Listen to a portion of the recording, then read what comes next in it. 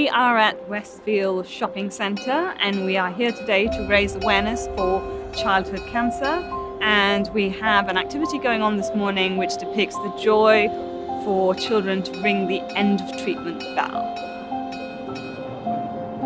I've donated today because I want to see more children ring that bell. Because I had cancer 2 years ago. I remember being in the ward and seeing all the kids, and it was so difficult. Like, no one should go through cancer, especially seeing kids have it at such a young age. We are showing an end of treatment bell that hasn't been rung in 2 out of the 10 activations. We need to raise awareness of the research that still needs to be done to enable every child diagnosed with cancer to ring the end of treatment bell.